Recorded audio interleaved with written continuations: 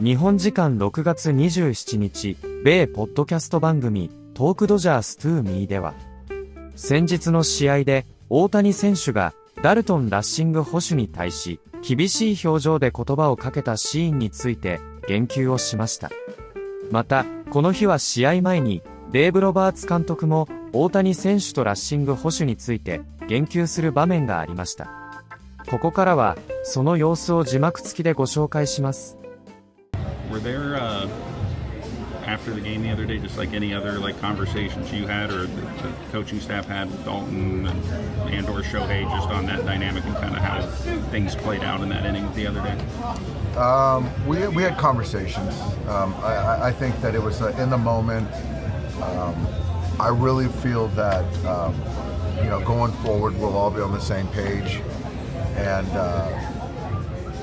you're not always going to be synced up, but I think that where it got to the other day, I really don't see that happening again. I don't. So they all care. Everyone cares. It's just more of I got to make sure that we're all on the same page, and they got to do their parts. Do you catch Shohei next game? I haven't decided yet, but most likely. This is someone who knows that he could be viral. We've seen it pretty much all season long. Anything he does is captured on cameras. Do you think that plays into his mind in real time and can create maybe an avalanche effect? I don't think he thinks that he goes viral in the moment. I think that sometimes he just gets so kind of sees red, and but he understands that there's consequences to actions, and so we got to be more mindful, and he's aware of that. That's a good question. I don't know that answer yet. I think that's more of a Mark Pryor, pitching guys, Shohei, and Dalton question. You talked about Ohtani there being like some added nuance for catchers when they catch him. What is different about kind of calling or being behind the plate for one of his games and trying to call his pitch mix? Yeah. I think Shohei's very particular in what he wants to throw, where most guys are not as, they're more kind of gray, where I think Shohei is just more clear on what he wants to throw. I guess it's a little bit like Clayton. Clayton, and I hate to kind of draw the comparison, but in this context, I think that Clayton had a real good idea of what he wanted to do, and so if the catcher wasn't kind of in sync with him, it became frustrating. So I think that's kind of how Shohei is. And really wanting to find everything around the game to be positive for him, and then even hearing like the way Shohei goes about baseball. He's not always striving like, I want to be the best. I want to be the best. That's not his attitude. He really cares about the character in himself, and that's just as important to him as practicing. He sets goals for himself. When he is chasing a certain goal, he's also making sure he's creating relationships with the umpires. He's picking up the trash on the ground. And that's how he goes about things. And that almost takes a little bit of pressure off of you to make your focus not on just like, I don't know, making unattainable goals. And that almost makes the goals happen faster. Yeah, and it's like, I feel like all of these things could really help Dalton rushing right now. Yeah. I definitely want to get into that, but I feel like when you said goals, because that's kind of like what I was thinking, like he just sets like really attainable small goals that he continues to hit, because he knows that if he hits those, he's just showing up as the player that he needs to be for his team. And it's not like, I just need to be the superstar and do all the things. And I just don't get sick of watching how he presents himself and carries himself on the field. It's just with so much dignity and class, and an empathetic. He gets this serious face, but as soon as he hits a foul ball, he wants to make sure someone's okay. Like he's just like, he's the best. And he has his emotional moments too, and we love it. Like there's nothing better than watching him like get so excited when he watches Mookie do a double play or a guy catch one of, the balls that's hit when he's pitching in the outfield. And His when face his looks, emotions come out with his intensity, I but he know, knows he how to just, channel it in a way that we're never worried about him. yeah. And I feel like he has this way of when his team does well, it's like those coaches that they have this ability to want you to do good. They want you to do good because you want to do good for them. And then when you make them Yes. proud, you're just like, wow. And he has this way of looking at his teammates with so much pride. And he's like, I'm just so proud of you when they come through behind him. Like, it's so cool. It's just like the best. But let's get on to Dalton rushing because he is surrounded by a lot of these amazing players with Yeah. amazing mindsets. And Well, one thing you just said that I just want before the thought leaves my mind, there's the way to coach someone, and I think our guys are so lucky to have Dave, um, because the right coach is so important. And, a critic points out what you did wrong. A coach is helping pump you up and reminds you what you're capable of and like is encouraging in that way. And I think that's so important, that just the platform of everything comes from a supportive place and not a I mean, criticizing place. totally. But also, I think a good coach is being able to tell you when you do something wrong, can be really hard on you, but in a way that it fuels you and it teaches you how to do it right, in a Mhm. sense, and like instills that confidence. And Yes. I said to Chella last night before I really knew what had happened with everything. I walked into the game and I'm like, okay, we're gonna watch the game. And Dave's arm was around Dalton, and I looked and I before even knowing, I looked at Chella. I was like, I'm really jealous of Dalton right now. And she goes, why? And I go, because something about good coaching and having somebody that you respect so much, and they are pouring in on you because you need it right now. And this is a Hall of Fame coach. I can't even imagine what that makes you feel like as an athlete. Mhm. And the love and the confidence that you get from that man putting his arm around you to give you nuggets in the middle of a game because he cares. And he cares about you as a person and as more than just an athlete. And I think that we're so lucky for Dave. He's incredible. Mhm. Um, Yeah, but and he just like think about different ways that the guys talk to themselves and the leadership of Freddie sitting next to him and what he said to encourage him. They're not criticizing I'm sure he got some tough love and that was very deserving, but they've got to get him ready to go back out there and yeah, be in a good headspace.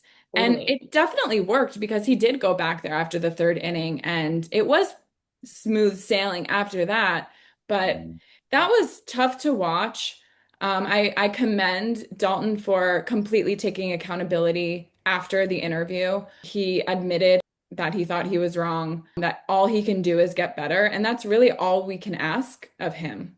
But it Yeah. was tough, and especially with Shohei Ohtani on the mound. One thing Dalton did say is how embarrassed he was, and also that he said, I'm a grown man. I shouldn't need support. And I just want to say, I don't agree with that. And I think he's being a little too hard on himself because just because you're a grown man, it doesn't mean you don't need support. And admitting that you need support is not weakness. I actually think that takes a lot of courage. But I think being a grown man means that you're now responsible for understanding what kind of support you need to be your best self. And I think that's how he can help himself with really understanding himself and what he needs. But it was really hard to watch, and it was really sad because he's struggling. He's struggling on a way different level. And on top of that, yeah, you can't go out there and act like a little brat behind the plate. You're not in T-ball. You're freaking catching Shohei Ohtani. Mhm. Like, yeah, it is time to man up. You cannot represent our team and yourself. You deserve better for yourself. And I hope that he starts to believe that and really tries to lean in on helping himself get to that point because he's deserving to feel proud of himself. Oh, absolutely. Yeah. Gosh, there's just like so much to talk about with this and what he's going through. Everything you just said, on top of that, on top of his own demons inside of him, or however he needs to figure out in those moments of not letting himself like go over the edge and really get to that boiling point and how to calm himself down.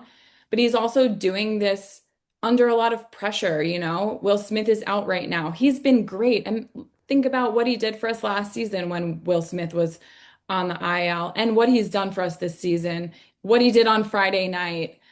I think when something goes wrong, we tend to forget all the good parts and all the good things they've done.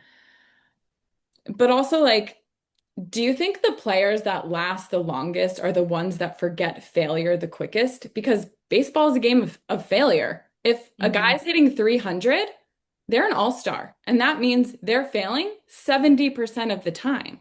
And we think about our team and how they talk about turning the page one day at a time, one game at a time.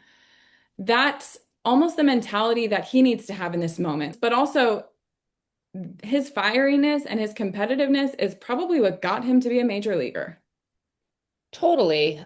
You know, there's really no excuse to, especially when any pitcher, not just Shohei Ohtani, like any pitchers on your mound, when you have that connection between pitcher catcher and you have that responsibility behind the plate, like Yeah.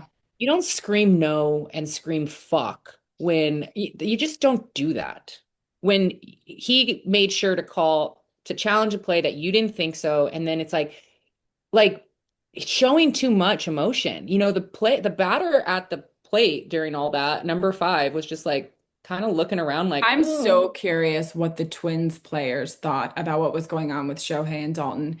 well, It it's one was of those really things where you see it unfortunate. happen and you're kind of like, oh, like, whoa, like it's You know what I think was going on? I think that they had a game plan, and our team, all teams go into every game with a game plan. But you have to be willing to adjust in the game. And I think Shohei was adjusting. He was seeing that maybe some of their game plan and the pitches that they had agreed upon before the game started weren't working. So you have to be willing to adjust with what's going on, with what the batters are doing, you know? And Shohei was adjusting, and Dalton wasn't having it. And he was committed to that game plan. And I think they both became frustrated with each other to the point where Shohei had to just kind of take the initiative and start calling the game, because he said those first 2 innings, he was not convicted in his pitches. And I think as a pitcher, that's the most important thing. You have to be so convicted in every pitch you're throwing. So once he kind of just took control of that after Dalton was definitely not in the right. I having mean, it. those pitches that he didn't challenge were absolutely strikes. And that's when he went and started hitting himself, when Shohei did that challenge and he ended up being Well, right. but not only did Shohei do that challenge, and then he was correct about it, and then it was a challenge even at the end of the first, he didn't challenge something Shohei was kind of like, hello, you know, honestly, Dalton, put your pride aside.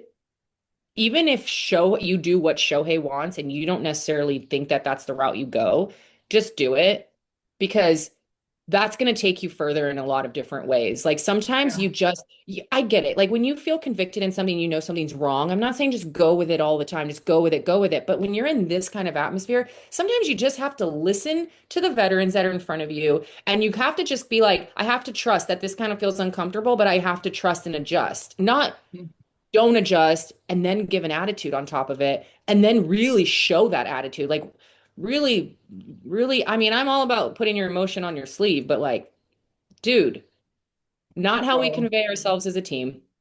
No, it was really bad. And I guess when you're in the moment and you're feeling frustrated, it's really hard to take a moment to like take a deep breath and reset.